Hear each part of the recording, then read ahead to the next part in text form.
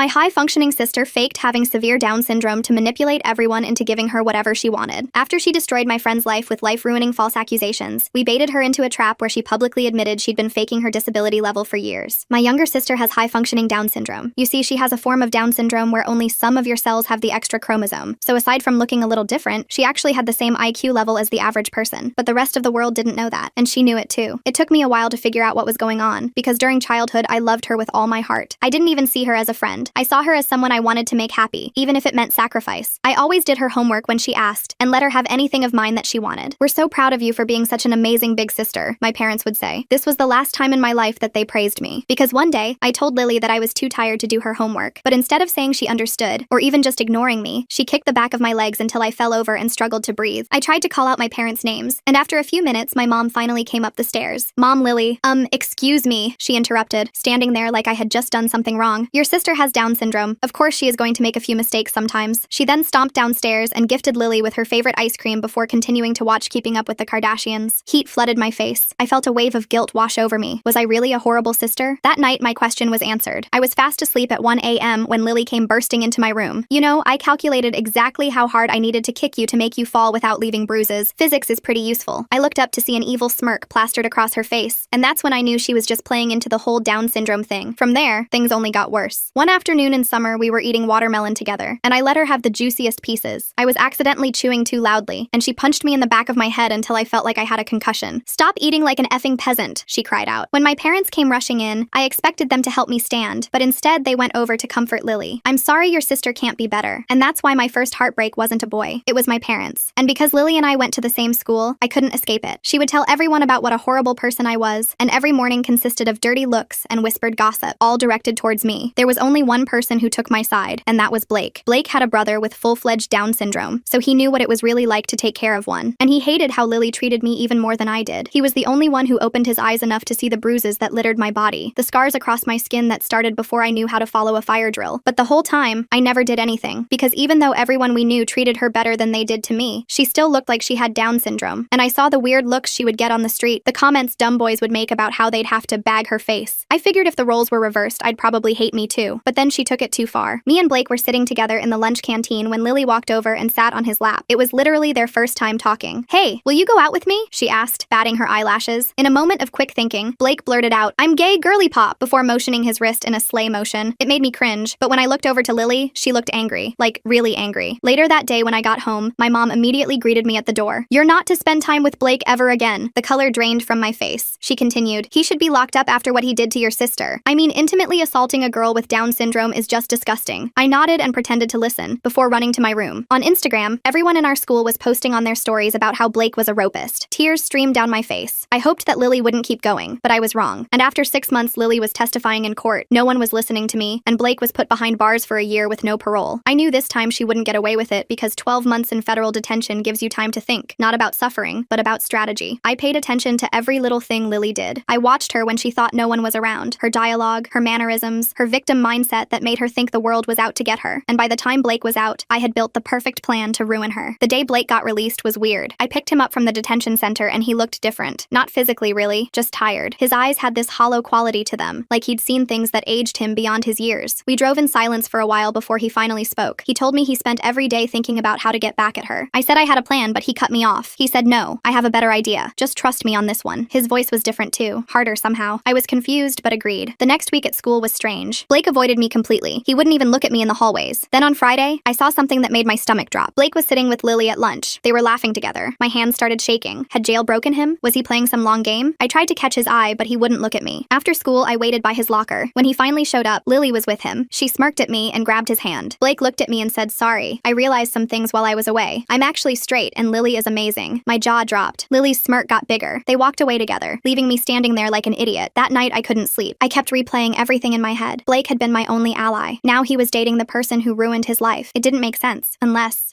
this was his plan. I grabbed my phone and texted him. He didn't respond. The next day was Saturday, and I saw on Lily's Instagram that she was at Blake's house, meeting his family, the same family whose other son had actual Down syndrome. I knew Blake's parents well. They were smart people, really smart. If Lily was trying to fit in with them, she'd have to show her true colors eventually. I decided to wait and watch. Monday came and something was different. Lily was talking more in class, actually answering questions correctly, using big words. People started noticing. By Wednesday, she was helping other other students with their homework, the same homework she used to make me do for her. Kids began whispering, but this time it wasn't about me. They were confused about Lily. How could someone with Down syndrome suddenly be explaining calculus? Blake's parents came to pick him up from school on Thursday. I watched from across the parking lot as Lily chatted with them. She was using hand gestures, speaking quickly, clearly trying to impress them. Blake's mom kept tilting her head, studying Lily carefully. His dad was frowning. That night, Blake finally texted me back. One word: patience. Friday was when everything started falling apart for Lily. In biology class, she corrected the teacher on something. The teacher looked shocked. So did everyone else. At lunch, I sat alone as usual, eating my apple. I made sure to chew loudly, really loudly. Lily was sitting with Blake and his friends nearby. I could see her getting agitated. She kept glancing over at me. I took another big bite. Crunch. Then another. Crunch. She stood up suddenly. Blake grabbed her arm, but she shook him off. She stormed over to my table. I kept eating, looking straight ahead. Crunch. That's when she lost it. She grabbed the apple from my hand and threw it across the cafeteria. It hit the wall with a splat. The entire room went silent. Every single person was staring at us. Lily's face was red with rage. She screamed, "You think you're so clever, don't you? Chewing like that on purpose?" I stayed calm and said, "I don't know what you mean, Lily. I'm just eating lunch." She lunged at me, but Blake was there in an instant, holding her back. He said, "Babe, calm down, she's not worth it." But Lily wasn't listening. She was screaming about how I'd ruined her life, how I was jealous of her, how I couldn't stand that she was special. The more she talked, the more normal she sounded. No slurred speech, no confusion, just pure, articulate rage. Teachers started rushing over. The principal appeared. Lily was still yelling, using vocabulary that would make a college professor proud. Someone started recording on their phone, then another person. Soon half the cafeteria had their phones out. Blake let go of Lily and stepped back, his face a mask of shock and confusion. He said, "Lily, you sound different." She froze. The realization hit her like a truck. She'd blown her cover completely. The principal asked Lily to come to his office. As they walked away, I could hear kids already talking. "Did you see that? She sounded totally normal. Has she been faking this whole time?" Blake sat down next to me. He whispered that was even better than I planned. I just wanted to make her comfortable enough to slip up. I didn't think she'd explode like that. We watched as more videos started popping up on social media. By the end of the day, Lily's meltdown had gone viral in our school. The truth was finally out there, captured in high definition for everyone to see. The weekend was brutal. My phone kept buzzing with notifications every few minutes, the screen lighting up my dark bedroom like a strobe light. People from school were messaging me nonstop. They wanted to know if Lily had always been like this, if I knew she was faking, if all the stories she told about me were lies. I didn't respond to any of them. I was too exhausted, too drained from years of this nightmare. Monday morning came too fast. I walked into school expecting chaos, but it was worse than that. It was divided. Half the kids thought Lily was a manipulative liar. The other half thought she was still a victim who just had a bad day. Blake found me at my locker. He told me this isn't over yet. We need more proof. I asked what he meant. He said one video isn't enough. People are already making excuses for her, saying she was just stressed or having a moment. We need something bigger. I didn't know what bigger meant until lunch. Lily walked into the cafeteria like nothing happened. She was back to her old act. Slurred speech, confused expressions, the whole thing. But now people were watching more carefully. I could see kids studying her movements, looking for cracks in the performance. Blake sat with me this time. We didn't talk much, just watched. Lily sat with her usual group, but they seemed uncomfortable. She kept trying to engage them in conversation, but they gave short answers. Then Ryan walked over to her table. Ryan was in our AP physics class. He was holding his textbook. He asked Lily if she could help him with a problem, said he heard she was really good at physics. The cafeteria got quiet again. Lily's face went pale. She stammered something about not being good at school stuff. Ryan persisted. He said, "But you told someone you calculated exact force vectors. That's advanced stuff." Lily stood up quickly, knocking over her tray. Food went everywhere. She started crying and ran out. But as she ran, I heard her mutter something about kinetic energy under her breath. More people heard it too. The rest of the week was tense. Lily doubled down on her act, but people weren't buying it anymore. Teachers started paying attention too. Mrs. Peterson from English asked Lily to read aloud in class. Lily pretended to struggle with basic words, but when she thought no one was looking, I saw her roll her eyes. Alan saw it too. He was sitting right behind her. After class, he told everyone what he saw. The stories started piling up. Kids remembered times when Lily had slipped up before, when she'd used big words or solved problems too quickly. They just hadn't paid attention before. Now they were connecting dots. By Thursday, Lily was getting desperate. She confronted Blake in the hallway, asked him why he was ignoring her, why he wasn't defending her anymore. Blake played dumb, said he didn't know what she meant, that he still cared about her. She grabbed his shirt and said, "Stop lying to me. I know what you're doing." Blake gently removed her hands and said, "Babe, you're scaring me. You're acting so different lately." She stormed off. Friday was when things escalated. We had a school assembly about inclusion and disabilities. The principal thought it would help calm things down, make people more understanding. It had the opposite effect. During the presentation, they talked about different types of disabilities. When they mentioned high-functioning conditions, everyone turned to look at Lily. She was sitting in the front row, trying to look confused, but her jaw was clenched. Her hands were fists. After the assembly, Lily cornered me in the bathroom. She said, "You think you've won, don't you?" I washed my hands and said, "I don't know what you mean." She laughed, but it wasn't a happy sound. She said, "Blake told me everything, how you two planned this whole thing." I turned to face her. I said, "Blake and I haven't talked in weeks. You made sure of that, remember?" Her face twisted. She said, "Stop lying." He admitted it. "You're both trying to ruin me." I shrugged and started to leave. She blocked the door. That's when Sarah walked in. Sarah was Blake's cousin. She'd transferred to our school last month. She looked between us and asked if everything was okay. Lily immediately switched rushed back to her act, slurred her words and said she was just confused, needed help finding her class. Sarah raised an eyebrow. She said, "Really? Because it sounded like you were threatening her, and your speech was perfect 5 seconds ago." Lily's mask slipped for just a second. Pure rage flashed across her face. Then she pushed past Sarah and left. Sarah looked at me and said, "Blake's parents want to meet with you. They have questions about Lily." I agreed to go after school. The meeting was intense. Blake's parents, Ruth and Bobby, sat across from me in their living room. Blake was there too, but he stayed quiet. Ruth spoke first. She said, "We've been watching Lily carefully. Something isn't right. My son, Blake's brother, has Down syndrome. Real Down syndrome. What Lily has. It's different." I nodded. Bobby leaned forward. He said, "We did some research. Mosaic Down syndrome, which is what Lily claims to have, can vary greatly, but her behavior patterns don't match any medical literature." I told them about the incident when we were kids, how she calculated exactly how hard to kick me, how she admitted it. Ruth's face went dark. She said she's been manipulating everyone, including the legal system. Blake finally spoke up. He said I wanted to expose her, show everyone what she really is, but I needed her to trust me first, to let her guard down. It worked better than I thought. His parents exchanged looks. Bobby said we need to be careful. She's already proven she'll use the law as a weapon. We can't give her any ammunition. Ruth agreed. She said, "But we also can't let her keep doing this. It's wrong." We talked for another hour, trying to figure out what to do. That weekend, Lily made a mistake, a big one. She posted on Instagram about how hard it was living with her disability, how people didn't understand her struggles. But in the post, she used perfect grammar, complex sentence structures, no mistakes. Someone screenshotted it before she could delete and repost a dumbed-down version. The screenshot spread like wildfire. By Sunday night, everyone had seen it. Monday morning was chaos. Lily came to school with our parents. They marched straight to the principal's office. I could hear my mom yelling from down the hall, something about cyberbullying and discrimination, but the principal wasn't having it. More parents had called over the weekend. They wanted answers. They wanted to know if their kids had been manipulated, if Lily had been lying this whole time. During lunch, an announcement came over the speakers. There would be a parent-teacher conference that evening. All families were strongly encouraged to attend. Blake found me after school. He said, "This is it. Tonight everything comes out. Just stick to the truth. No embellishments. Let her hang herself with her own rope." I went home to find my parents furious. My mom screamed at me for 2 hours, said I was destroying Lily's life, that I was jealous and cruel. I didn't argue. I just went to my room and waited. The conference was at 7. We arrived to find the auditorium packed. Parents, teachers, students, everyone wanted answers. The principal started by saying they were there to address concerns about a situation involving a student. He didn't name Lily, but everyone knew. He talked about the importance of honesty and trust in their school community. Then he opened the floor for questions. The first parent to speak was Kelly, Alan's mom. She said her son had been telling her disturbing things about a student who might be pretending to have a disability. She wanted to know what the school was doing about it. Before the principal could answer, my mom stood up. She said, "This is a witch hunt. My daughter has Down syndrome. She's being persecuted for being different." That's when Ruth stood up, Blake's mom. She said, "With all due respect, I have a son with Down syndrome. I know what it looks like. What Lily has been displaying is not consistent with any form of the condition." The room erupted, parents arguing with each other, some defending Lily, others demanding investigations. The principal tried to restore order. That's when Lily stood up. She said, "Stop it. All of you just stop." The room went silent. She was breathing hard. Her face was red. She said, "You want the truth? Fine. Yes, I have mosaic Down syndrome. Yes, I have above average intelligence. But do you know what it's like? To look different? To have everyone treat you like you're stupid before you even open your mouth?" The room stayed quiet. She continued. She said, "I learned early that if I played into it, people were nicer. They gave me things. They didn't expect much. It was easier than fighting every single day to be seen as normal." Some parents looked sympathetic. Others looked angry. My mom reached for Lily, but she pulled away. She said, "And yes, I used it to my advantage sometimes. But my sister, she never understood. She had everything. Normal face, normal life. Everyone loved her. I just wanted some of that." Her voice cracked, but it was too late. The damage was done. The principal cleared his throat. He said, "Regardless of the reasons, there are serious allegations about false accusations made against another student. We need to address this." Blake's dad stood up. He said my son spent a year in detention because of those false accusations. A year of his life gone, based on lies. Lily's face went white. She said I didn't mean, but Bobby wasn't done. He said we have statements from multiple witnesses who heard Lily admit she lied. We have evidence she's been manipulating people for years. This needs to stop. The room erupted again. This time the principal had to call for security to help calm things down. He announced that the meeting was over, said the school would be conducting a full investigation, that there would be consequences for any wrongdoing. As we left, Lily wouldn't look at me. My parents were silent. The car ride home was suffocating. The next few days were surreal. Lily didn't come to school. The investigation was ongoing. Kids were being called in to give statements. Blake and I were interviewed separately. We told them everything, every incident, every threat, every lie. The principal looked exhausted by the end of it. He said he'd never seen anything like this in his 30 years of education. By Thursday, word got out that the police were involved. Not for Lily this time, for Blake's false imprisonment. Turns out filing a false police report is a serious crime, even if you're a minor, even if you have a disability. My parents finally started to crack. I heard them arguing late at night, my dad saying maybe they'd been wrong, maybe they should have listened to me. My mom still defending Lily, but her voice was less certain. Friday afternoon, I came home to find Lily packing. She wouldn't talk to me, just kept shoving clothes into a suitcase. My mom told me Lily was going to stay with our aunt for a while, until things calmed down. I asked for how long. My mom didn't answer. That night, I finally cried. Not for Lily, not for my parents, for the little girl I used to be, the one who loved her sister unconditionally, who did homework and shared toys and never questioned why it was never reciprocated. That girl was gone, had been for a long time. I just hadn't wanted to admit it. The weekend was quiet, too quiet. Blake came over on Saturday. We sat in my backyard, not really talking. He said his parents were pressing charges. Said Lily would probably get community service and probation, maybe mandatory therapy. I asked if he was okay with that. He said it wasn't about revenge anymore. It was about making sure she couldn't do it to someone else. We sat in silence for a while. Then he asked if I wanted to get ice cream. I said yes. It was the first normal thing I'd done in years. We went to the place downtown, the one with 30 flavors. I got chocolate, he got vanilla. We sat outside and watched people walk by. Nobody stared at us. Nobody whispered. We were just two teenagers eating ice cream. It was nice. Sunday night, Lily called. First time since she left. She sounded different, tired. She said she was sorry, that she'd been thinking, realized what she'd done, how she'd hurt people, hurt me. I didn't know what to say. Part of me wanted to forgive her instantly. The other part remembered every bruise, every lie, every moment of humiliation. I told her I needed time. She said she understood, said she was getting help, real help this time, not just playing along to get people off her back. We hung up without saying goodbye. I stared at my phone for a long time after, wondering if she meant it, wondering if it mattered. Monday at school was different. People still talked about what happened, but it wasn't the main focus anymore. Life was moving on. Blake and I ate lunch together. Not as boyfriend and girlfriend, not yet, just as friends who'd been through something terrible together. Sarah joined us. So did Alan, and Pamela from my English class. Suddenly, I had something I'd never had before. Real friends. People who knew the truth and chose to stand by me anyway. It felt strange, but good. My parents were still struggling. They'd call during the day to check on me, ask if I was okay, if I needed anything. It was more attention than they'd given me in years. I didn't know how to handle it. Part of me was angry. Where was this concern when I was covered in bruises? When I was crying myself to sleep? But part of me was just tired. Too tired to hold on to the anger. By Wednesday, the principal announced that the investigation was complete. Disciplinary actions had been taken. He didn't give details, but everyone knew what it meant. Lily's permanent record would show what she'd done. College applications would be affected. Scholarships lost. The life she'd built on lies was crumbling. I should have felt victorious. Instead, I just felt empty. Blake noticed. He said it's okay to have mixed feelings. She's still your sister. I nodded, but didn't trust myself to speak. That afternoon, I went to the bathroom and found Peyton crying in a stall. Peyton was a freshman who'd been one of Lily's biggest defenders. I asked if they were okay. They said they felt stupid. They'd believed everything Lily said, thought they were protecting someone vulnerable. Now they didn't know what to believe anymore. I told them it wasn't their fault, that Lily was very good at manipulation, that wanting to protect someone wasn't something to be ashamed of. Peyton nodded and wiped their eyes, said thanks for not rubbing it in. I said I wouldn't do that. We'd all been fooled at some point. Thursday brought more news. The local news wanted to do a story. The principal shut it down immediately, said the students involved were minors and deserved privacy. I was grateful. The last thing I wanted was more attention. Blake's family was less lucky. Someone had leaked their name in connection with the false imprisonment. They were getting calls from reporters. His mom was furious, said they just wanted to move on, put it all behind them. But the internet doesn't forget. Screenshots of Lily's posts were still circulating. People were analyzing them, pointing out inconsistencies. It was like watching a car crash in slow motion. You wanted to look away but couldn't. Friday was Lily's birthday. In past years, it had been a big production. Parties and presents and everyone fawning over her. This year, nothing. My parents didn't even mention it. I thought about texting her. Typed out message after message. Deleted them all. What do you say to someone who terrorized you for years? Happy birthday seemed inadequate. Blake asked if I was okay. I said I didn't know. He said that was okay too. That healing wasn't linear. Some days would be harder than others. We were sitting in the library when Kai came over. Kai was the kid who'd filmed Lily's cafeteria meltdown. The one who'd shared it in the group chat. They said they felt guilty, like they'd started all of this. I told them they didn't start anything. They just documented what was already happening. Kai said still, seeing someone's life fall apart because of something I recorded. It's heavy. I understood what they meant. Even though Lily had hurt me, watching her lose everything wasn't satisfying. It was just sad. The weekend passed in a blur. I did homework, watched TV, tried to pretend everything was normal. My parents tiptoed around me. They'd ask if I wanted to talk. I always said no. What was there to say? That I was right all along? That they should have believed me? It wouldn't change anything. Sunday night, my dad knocked on my door. He said he was sorry, that he'd failed me as a parent, that he should have seen what was happening. I told him it wasn't his fault, that Lily was good at what she did. He shook his head, said no, I should have protected you, both of you. I should have gotten Lily real help years ago. Instead, I enabled her. We both did. He was crying. I'd never seen my dad cry before. I hugged him, told him we'd figure it out, that maybe it wasn't too late. He hugged me back, said he loved me, that he was proud of me, for surviving, for being strong, for still having compassion after everything. I cried too then. Years of pain and anger and loneliness pouring out. We stayed like that for a long time. Monday came with unexpected news. Lily was coming back to school. The administration had decided she could finish the year, with conditions. She had to attend mandatory counseling, maintain distance from certain students, including Blake, including me. Any violation would result in immediate expulsion. I saw her in the hallway between second and third period. She looked smaller somehow, defeated. She saw me too. Started to walk over, then remembered the rules, turned and went the other way. It was strange. For so long, she'd been this looming presence in my life, this source of fear and pain. Now she was just a girl who'd lost everything. I almost felt bad for her. Almost. But then I remembered the bruises, the lies, the years of torment. The sympathy faded. Maybe someday I could forgive her. Maybe someday we could be sisters again. But not today. Not yet. Today, I just needed to focus on healing, on building the life she'd tried so hard to destroy, on being free, on learning learning who I was without her shadow looming over me, on discovering what it meant to live without fear, on finding my own voice after years of silence. The next few weeks were weird. Lily kept to herself mostly. She'd eat lunch alone in the corner of the cafeteria. Kids would stare, but nobody talked to her. I caught her looking at me sometimes during class. She'd quickly look away when our eyes met. Blake said she tried to approach him once after school. Security stepped in before she could get close, reminded her about the restraining order. She just nodded and walked away. Part of me wondered what she wanted to say. The other part didn't care. My parents were trying too hard to make up for lost time. Mom started making my favorite dinners every night. Dad would ask about my day and actually listen to the answer. It felt fake, like they were following a script titled How to Be Good Parents. I went along with it because fighting seemed pointless. One night at dinner, Mom mentioned that Lily's therapist wanted to do a family session, said it would help with healing. I almost choked on my pasta. I told her absolutely not. Dad backed me up, said I'd been through enough. Mom didn't bring it up again. School was getting back to normal. The Lily drama was old news. People moved on to other gossip. Who was dating who failed what test. Regular teenage stuff. It was nice. Blake and I were spending more time together. Not dating exactly, just hanging out, going to movies, getting food, normal friend things. His parents invited me over for dinner sometimes. His brother Peter would show me his drawings. They were really good, way better than anything I could do. He was proud when I told him that. Then came the day everything changed again. It was a Thursday. I was eating lunch with Blake and Sarah when I heard a commotion. Someone was yelling. I turned to see Lily standing on a table. She was screaming at some freshman who'd apparently bumped into her. The kid looked terrified. Everyone was staring, recording. Lily didn't seem to care. She kept yelling about disrespect and how everyone thought they were better than her. A teacher rushed over, told her to get down. She refused, said she was tired of being treated like nothing. The teacher called for security. That's when Lily saw me watching. Her face changed, got this weird look, like she'd just remembered something. She jumped down from the table and started walking toward me, fast. The teacher called after her, but she ignored him. Blake stood up, put himself between us, told her to stop. She tried to go around him. He moved to block her again. That's when she snapped. She shoved him, hard. He stumbled backward and crashed into our table. Food went everywhere. I jumped up to help him. That's when I felt her grab my hair. She yanked me around to face her, started screaming about how this was all my fault, how I'd ruined her life, how everyone loved me and hated her. I tried to pull away, but she had a good grip. Kids were yelling. Teachers were running over. But before they could reach us, something unexpected happened. Peter appeared out of nowhere, Blake's brother. He was supposed to be in his special education class, but there he was. He walked right up to Lily, calm as could be. He said, "Please let go of her. You're hurting her. That's not nice." Lily froze, stared at him. Her grip loosened. Peter smiled at her, his genuine, sweet smile. He said it's okay to be mad, but hurting people doesn't make the mad go away. It makes more mad. Everyone was silent, watching this kid with actual Down syndrome show more emotional intelligence than any of us. Lily let go of my hair. Her hands were shaking. She looked around at all the faces, all the phones recording. The teachers finally reached us. Security too. They took Lily away. She didn't resist, just kept staring at Peter as they led her out. The principal expelled her that afternoon. No more chances. She'd violated every condition of her return, attacked 2 students, made threats. It was over. My parents were called in. They had to pick up her things. Mom cried the whole time. Dad just looked tired. They told me that night that Lily would be going to a therapeutic boarding school, somewhere that could give her the help she needed, somewhere far away. I asked how long. They said at least a year, maybe more, depending on her progress. I said okay. What else was there to say? Blake had a bruise on his back from hitting the table. His parents wanted to press additional charges. He told them no, said he just wanted it to be over. They respected his choice. Peter kept asking if Lily was okay, if she was getting help for her mad feelings. We told him yes. He seemed satisfied with that, said everyone deserved help when they were sad or mad. Kid was wise beyond his years. Made me think about how different things might have been if Lily had been more like him, if she'd used her intelligence for good instead of manipulation. The next few days were quiet, too quiet, like the calm after a storm. Kids at school treated me differently, not mean, just careful, like I might break or something. I hated it. I told Blake I just wanted things to be normal. He said normal was relative, that we'd find our new normal, whatever that meant. Sarah started joining us for lunch every day. So did Pamela and Alan, even Peyton sometimes. I'd gone from eating alone to having a whole group. It was nice, but also overwhelming. I wasn't used to having friends. A week after Lily left, I found a letter in my locker, her handwriting. My hands shook as I opened it. It was long, 3 pages. She wrote about how sorry she was, how she'd been thinking about everything in therapy, how she realized she'd been jealous of me since we were little, not because I was normal looking, but because I was kind, because people liked me for who I was, not because they felt sorry for me. She said she'd turned that jealousy into hate, let it consume her, control her. She said she didn't expect forgiveness, just wanted me to know she was trying to change, to be better. I read it twice, then folded it up and put it in my backpack. I didn't know what to do with it, didn't know how to feel. Blake asked if I was okay when I met him after school. I showed him the letter. He read it silently, handed it back, asked what I wanted to do about it. I said I didn't know. He said that was okay, that I didn't have to decide anything right now. We walked to his house. Peter was in the front yard drawing with chalk. He'd covered the whole driveway with pictures, flowers and suns and stick figure families. He saw us and ran over, asked if we wanted to draw too. We spent the next hour adding to his masterpiece. It was the most peaceful I'd felt in years. That weekend, my parents told me they were starting therapy too, family counseling, to work through their guilt and mistakes. They asked if I wanted to join eventually. I said maybe, someday, not yet. They said they understood, that I could take all the time I needed. Mom had stopped watching reality TV, started reading parenting books instead. Dad was around more, working from home when he could. It was strange seeing them try so hard, but also kind of nice. Like maybe we could be a real family someday. Blake asked me on an actual date the following Friday. Said he'd been waiting until things calmed down, until I was ready. I said yes. We went to mini golf. I was terrible at it. He wasn't much better. We laughed every time one of us hit the ball into the water. It was perfect. Normal. Just two teenagers on a bad date. No drama, no complications. Just us. We held hands on the walk home. His palm was sweaty. So was mine. Neither of us cared. When he kissed me goodnight on my porch, it was awkward and sweet and exactly right. Things settled into a routine after that. School, homework, hanging out with friends, dates with Blake, Sunday dinners with his family. Peter always saved a seat next to him for me. Told everyone I was his friend. His parents treated me like family. It was everything I'd missed growing up. The acceptance, the warmth, the feeling of being wanted just for being myself. Not for what I could do for someone. Not for staying quiet and taking abuse. Just for being me. 3 months later, I got another letter from Lily. This one was different. Less about apologies. More about what she was learning. How she was working with her therapist to understand her behavior. How she'd started helping younger kids at the school who actually had disabilities. How it made her feel good to use her intelligence to help instead of hurt. She included a photo. Her with a group of little kids. All smiling. She looked different. Calmer. Maybe even happy. I kept that letter too. Still didn't respond. But I didn't throw it away either. My parents asked if I wanted to visit her. I said no. They didn't push. Just said the option was there if I changed my mind. They'd changed a lot too. Mom had apologized probably 100 times. Said she'd failed both of us. Dad had started coaching a special needs basketball team. Said it helped him understand what real disabilities looked like. How much harder life was for families dealing with actual challenges. Not manufactured ones. We ate dinner together every night now. Talked about our days. It wasn't perfect, but it was better. Blake and I had been dating for 6 months when Lily called. First time hearing her voice since everything happened. She sounded different. Calmer. More mature. She said she understood if I didn't want to talk. Just wanted to hear my voice. To tell me she was doing better. That therapy was helping. That she'd been accepted to a special program for kids with behavioral issues. Was learning coping skills. Making real friends. I listened. Didn't say much. When she asked how I was, I said good. And meant it. I was good. Finally. After years of being not good, I was actually genuinely good. She asked about Blake. If we were happy, I said yes. She said she was glad. That he was a good guy. That I deserved someone good. There was a long silence. Then she said she had to go. Group therapy was starting. Before hanging up, she said she loved me. I said okay. Not I love you too. Just okay. It was all I could manage. Maybe someday I'd be able to say it back. But not yet. Not today. Today, okay was enough for both of us. Senior year started with changes. Lily wasn't coming back. She'd graduated from her program but was staying at a therapeutic college. Somewhere she could continue getting help while studying. My parents visited her once a month. I still didn't go. Sent a birthday card though. She sent one back for mine. Small steps. Blake and I were still together. Planning for college. We'd applied to some of the same schools. Not to stay together necessarily. Just happened to have similar interests. If we ended up at the same place, great. If not, we'd figure it out. The year flew by. Promenade graduation, summer plans, normal teenage milestones I'd never thought I'd get to enjoy. Lily sent a graduation card. Inside, she'd written about how proud she was of me, how strong I'd been, how sorry she still was. I kept it with the letters, my collection of apologies, proof that she was trying, that maybe people could change, even people who'd done terrible things, even people who'd hurt you in ways that left scars. Physical ones had faded, emotional ones were taking longer, but they were healing too, slowly. College acceptance letters came. Blake got into his dream school. So did I. Different schools, different states. We decided to try long distance. If it worked, great. If not, at least we'd had this. Had each other when we needed it most. Had someone who understood, who'd been there, who'd seen the worst and stayed anyway. That was worth fighting for, worth trying to maintain. Even across miles and time zones. We'd survived worse. We could survive distance. The night before I left for college, my parents threw a small party. Just family and close friends. Blake and his family came. Peter gave me a drawing he'd made. It was us at mini golf. Stick figures, but you could tell who was who. I promised to hang it in my dorm room, and I would, right above my desk, where I could see it every day. Remember that good things could come from bad situations. That families weren't always blood. That sometimes the people who save you are the ones you least expect. As I packed my car the next morning, I found one more letter. This one from my parents, telling me how proud they were, how sorry they still were, how much they loved me, how they hoped college would be everything I dreamed, how they'd always be there if I needed them. Better late than never. I hugged them both, really hugged them. Not the stiff, obligatory hugs of the past. Real ones. Mom cried. Dad too. I might have also. It was a moment. A good one. One we'd needed for a long time. The drive to college was long. Gave me time to think. About everything that had happened. How different life was now. How I'd gone from being invisible to having people who actually saw me. Who cared. Who showed up. It wasn't the childhood I'd wanted. Wasn't the family I'd dreamed of. But it was mine. Messy and complicated and painful and ultimately okay. Better than okay. Good. I was good. My life was good. And that was enough. More than enough. It was everything.